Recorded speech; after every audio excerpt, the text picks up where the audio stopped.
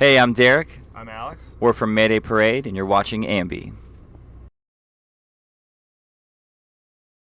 Hey folks, it's Alicia from AMBY, and I'd like to welcome you to an interview with Mayday Parade. How are you guys? Very well. How are you? I'm awesome. It's a pretty exciting time for you because you're celebrating 10 years as a band.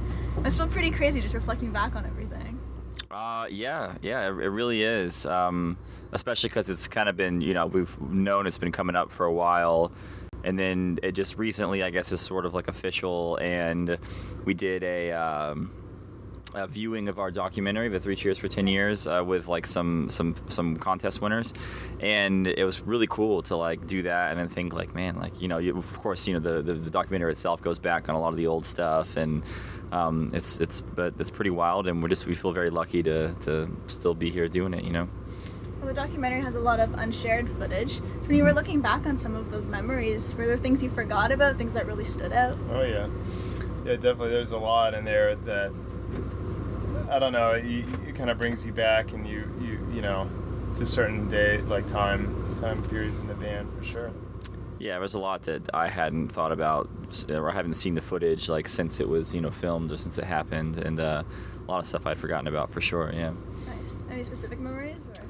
I don't know, just like you said, kind of like any like part of it was whenever we were recording anywhere but here, and it's like, like I remember being in that room, and like yeah, exactly. There's one really cool shot where it's in the documentary briefly, but I had the video of us doing demos for that album, for Anywhere But Here, and it was just crazy to hear us talk and like hear the song that didn't make that record but made Monsters in the Closet.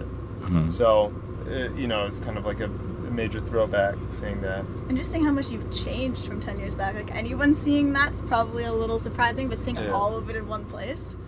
Yeah, absolutely. It's weird how, like, it keeps coming back and forth to us with all our beards, and we're all just like, and then all these shots of us like young, like goofy, like, and I don't know. Because you did that thing where you're recording a record and you just let your beards grow out. Yeah, right? yeah, for sure. Yeah. Nice. Mm-hmm. Something else that's pretty great is the release of Black Lines, your newest record, which actually hit #1 on the rock and alternative charts on Billboard. Mm-hmm. Yeah. What'd you feel when you saw that come through? That's amazing. It's amazing. Yeah, it's kind of hard to believe, but we're just pumped about all of it. We're pumped to still be out here doing this and still have people that care to hear what we do. Yeah, it's kind of crazy. It's to release an album. I mean, you're always kind of anticipating the first week and how it's going to be, and I mean, we've been working on the album for months and months, and to finally like release it and see how it's going to do is really exciting, for sure. Something I definitely noticed is how your past 4 records had almost an animated record cover for the artwork, and this one you have the logo. It's really classic and simple looking. It's really nice. You have the logo and 5 black lines. Yeah. Does each of those lines represent, since it's the 5th record, what was the inspiration behind that? No, it's each of us. Derek's the shortest line. I think, maybe we talked about it a little bit, but yeah, there's I guess some symbolism to like the 5 of us, but also it kind of makes an MP if you look at the cover. If you kind of it sort of makes an MP, so it's kind of cool. Yeah. Yes.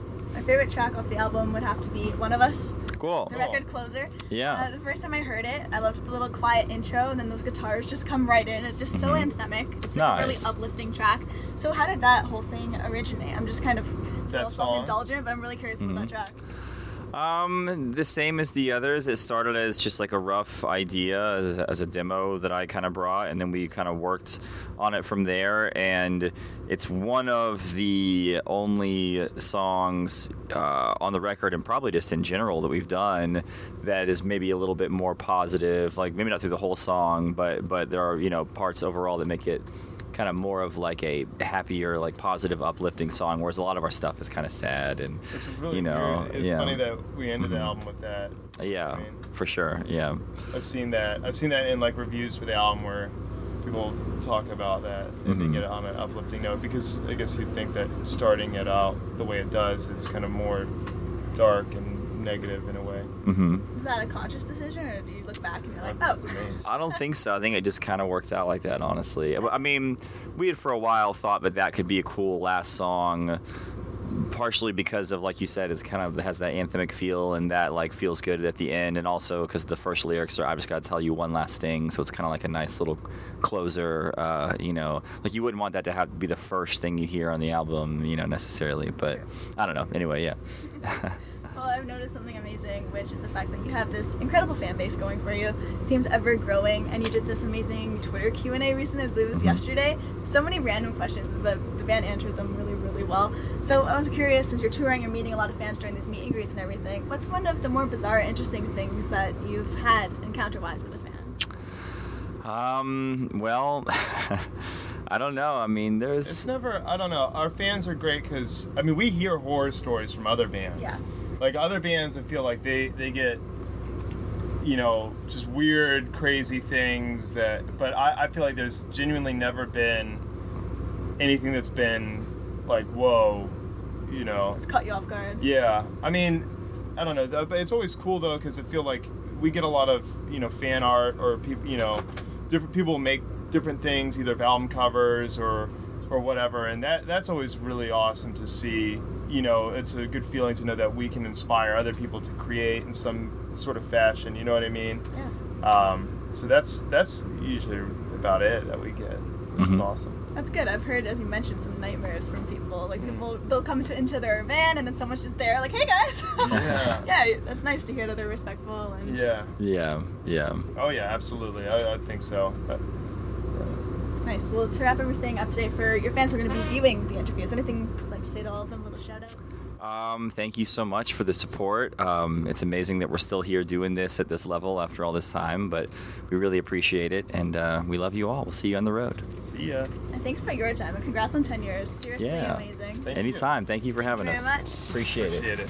Thank you. Thanks. Remember, everyone viewing can visit us at amusicblog.com for exclusive interviews, features, videos, and so much more with your favorite bands. See you next time.